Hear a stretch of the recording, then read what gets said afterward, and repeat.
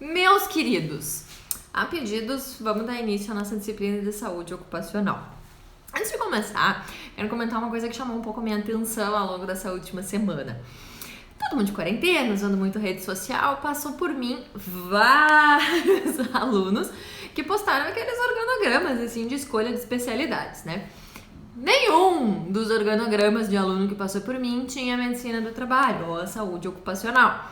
E aí eu fiquei pensando, será que essa gurizada não sabe o que é medicina do trabalho?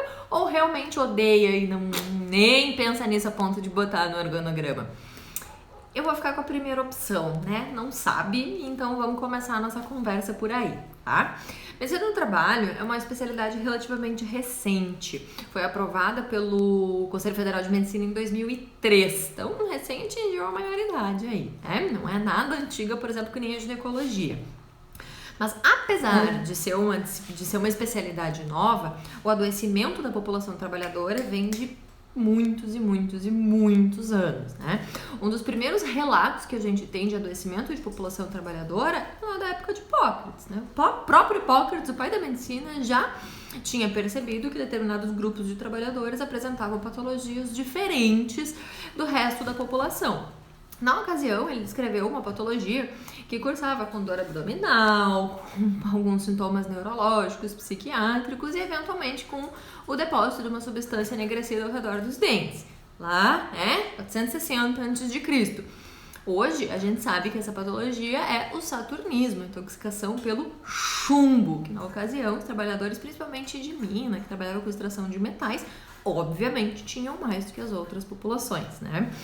Um dos primeiros acidentes de trabalho registrados na história está na Bíblia, né? Na passagem de Lucas. Não entendo muito de Bíblia, tá, gente? Não entendo muito, tá? Mas eu sei que tá na Bíblia. Tem uma passagem de Lucas em que ele fala a respeito da queda da torre de Siloé e que alguns trabalhadores teriam, acho que 18 trabalhadores teriam ido a óbito na queda, né, durante a construção dessa torre. Um tempo atrás, não lembro exatamente quando, em escavações lá na região perceberam que essa passagem é verdadeira, porque encontraram o resto dos corpos. Então, realmente, a torre caiu e pessoas que estavam construindo a torre vieram a óbito durante esse acidente, né?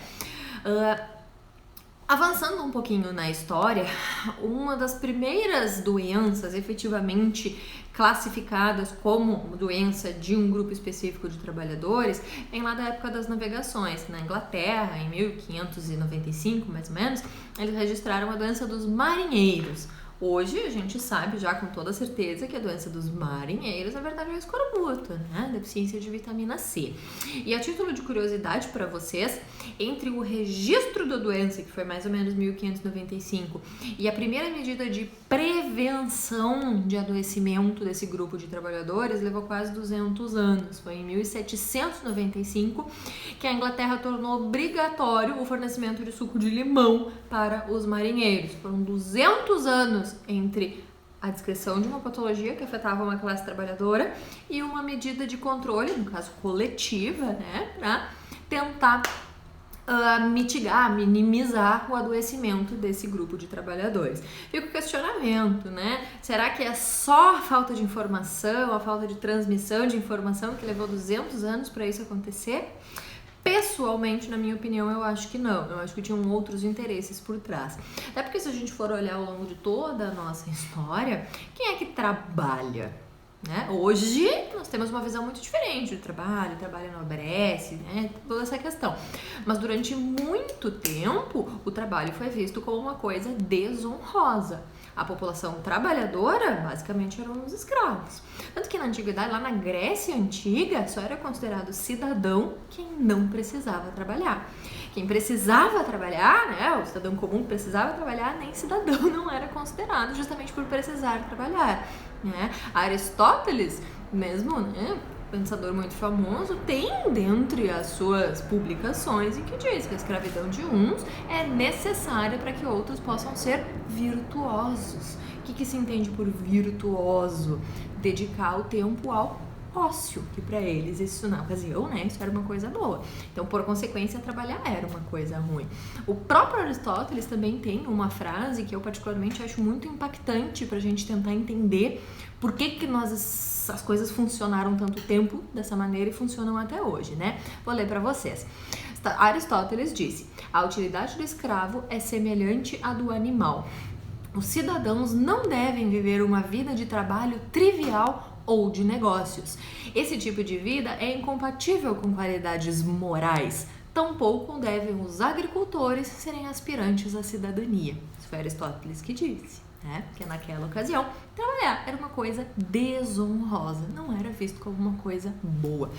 Tanto trabalho não é visto como uma coisa boa, que a origem da palavra trabalho vem do tripalho, que era uma estrutura de 3 paus que era usada para segurar os escravos para o momento do açoite. Então, trabalho vem de tripalho, vem de açoite, vem de escravidão, vem de tortura, tá? Então, essa é a origem do trabalho. Hoje, a coisa é bem diferente. E isso começou a mudar na época da Revolução Industrial, lá no século XVIII.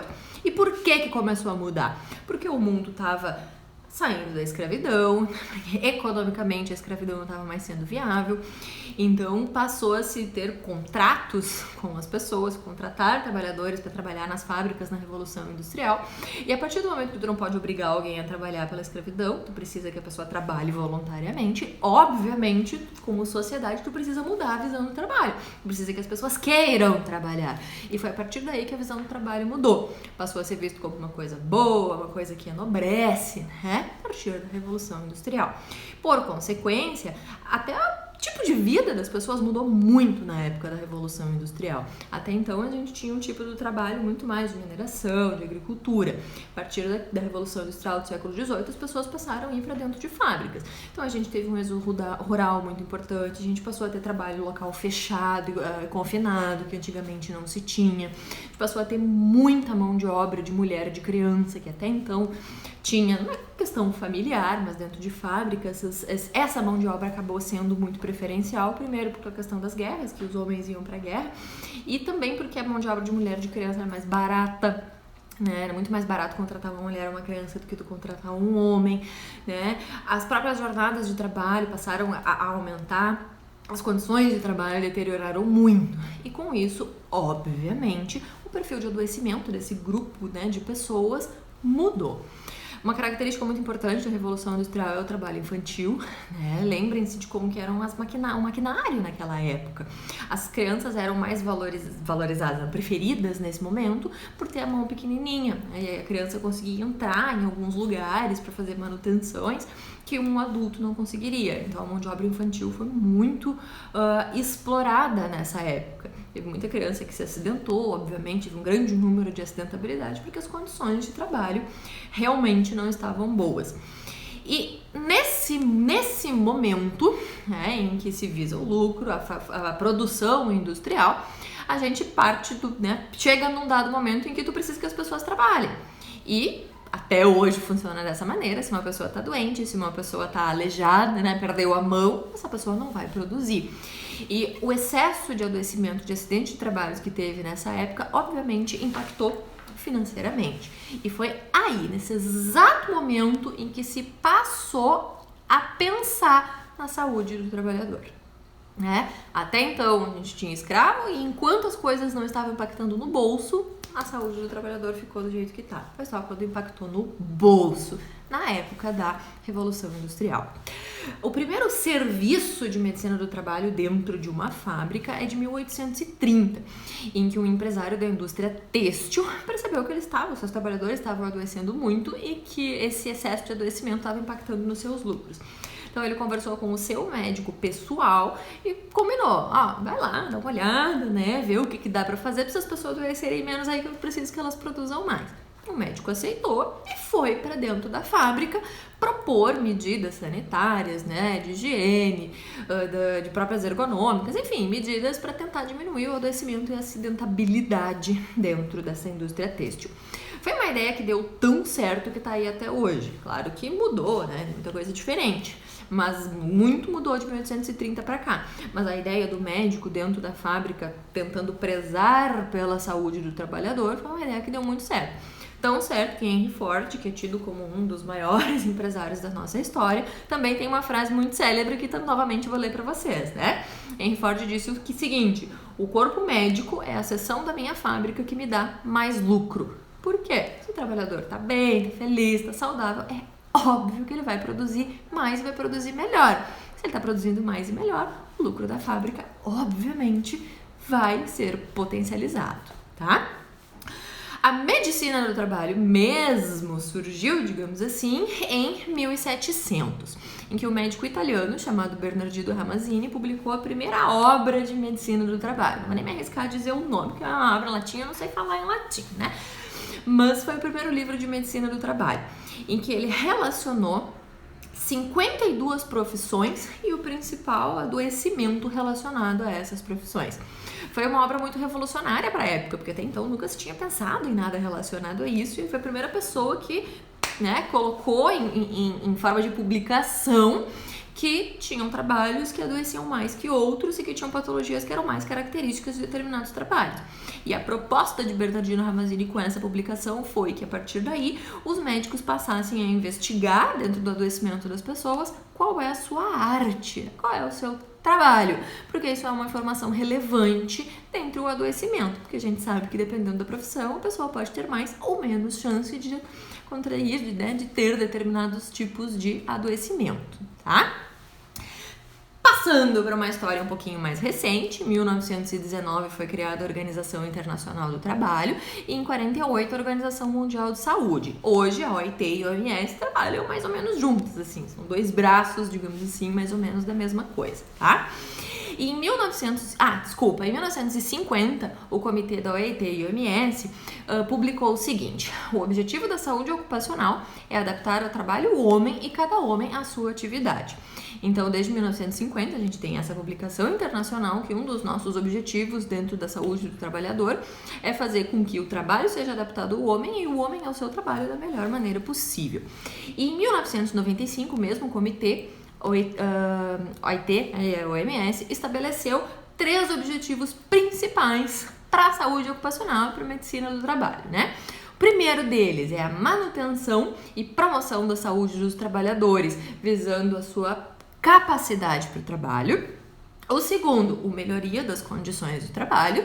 E o terceiro, que é o que eu chamo muita atenção, e prestem atenção no que a OMS diz a respeito disso: o desenvolvimento de culturas empresariais e de organizações de trabalho que contribuam com a saúde, segurança e promovam um clima social positivo. Olha que muito bonito, até aí, né? E aí eles completam, favorecendo a melhoria da produtividade das empresas. Então, assim como a medicina do trabalho surgiu ligada a questões econômicas lá no passado, ou no caso não surgiu devido a questões econômicas lá no passado, até hoje a gente anda de mão dada com questão econômica. Por quê? A própria OMS diz que um dos nossos objetivos como médico do trabalho, né, e como qualquer outro profissional em atenção à saúde do trabalhador, é manter a capacidade de trabalho desse trabalhador e manter a produtividade das empresas. Tá? Isso a OMS nos diz. Então a gente olha pelo trabalhador e olha também pela produtividade da empresa e a economia do país. Nunca se esqueçam disso que eu estou dizendo agora. Quando a gente está atendendo, mesmo que não seja medicina do trabalho, né? Qualquer outro trabalhador, qualquer outro paciente, que seja trabalhador, qualquer ação que a gente vai tomar com ele, afastar do trabalho, dar uma medicação, não interessa, o que a gente for fazer com essa pessoa vai ter impacto econômico. A gente pode até fingir que não existe e nem ter conhecimento, mas vai ter impacto econômico. E a medicina do trabalho, em especial, anda de mãos dadas, digamos assim, com questões econômicas, e a gente não pode se desligar disso, tá? Pensando em Brasil especificamente, a primeira normativa em relação ao trabalho foi de 1891, que foi um decreto que que deu algumas diretrizes de proteção a trabalhos de menores de idade. Foi uma normativa meio que copiada da Inglaterra, digamos assim, né? Lembrando que essa primeira normativa de proteção do trabalho não estava englobada os adultos, né? Tinha algumas orientações de proteção ao trabalho infantil, mas não, o adulto não entrou ainda. Em 1934, passou a ser obrigatória a comunicação dos acidentes de trabalho. Essa obrigatoriedade permanece até hoje. Em 43, foi criada a CLT, a Consolidação das Leis do Trabalho. Em 1960, veio a crise política, né, a questão do governo militar, como quiserem chamar. E aí o Brasil teve um boom econômico, teve a sua revolução industrial, digamos assim. Por consequência, aquilo que a Inglaterra viveu lá no século XVIII, o Brasil passou a viver na década de 70. Não à toa que o Brasil, na década de 70, ganhou um título, que não foi só o título da Copa do Mundo, que foi o título de campeão mundial de acidentes de trabalho. Muito triste, né? Mas foi título brasileiro. Nós estávamos num grande boom econômico, tá? Num grande boom de produtividade e, por consequência, como não tinha um olhar tão cuidadoso da saúde do trabalhador, obviamente o adoecimento do trabalhador também teve um grande boom nessa época. A partir de 78 foram criadas as normas regulamentadoras e aí agora, até 2020, no governo Bolsonaro, várias delas têm sido remodeladas, modernizadas, digamos assim, das normas regulamentadoras, tá? Na década de 80, com a 8ª Conferência Internacional de Saúde, que já devem ter ouvido falar, e o surgimento do SUS, a atenção à saúde do trabalhador foi incluída dentre as atribuições do SUS, com um conjunto de atividades de vigilância epidemiológica, vigilância sanitária e de proteção à saúde dos trabalhadores. Então, a proteção ao trabalhador também é uma das atribuições do SUS e que também a gente, pelo menos, tenta fazer até hoje, tá?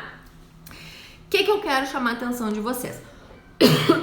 Que quando a gente está atendendo um trabalhador, é óbvio que esse trabalhador adoece.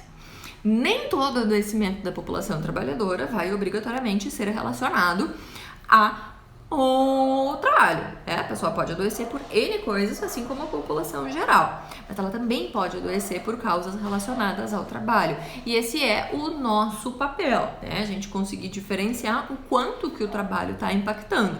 Se o adoecimento é relacionado ao trabalho e se for, é consequência da profissão em si ou é uma consequência indireta devido às condições em que o trabalho está sendo realizado, tá?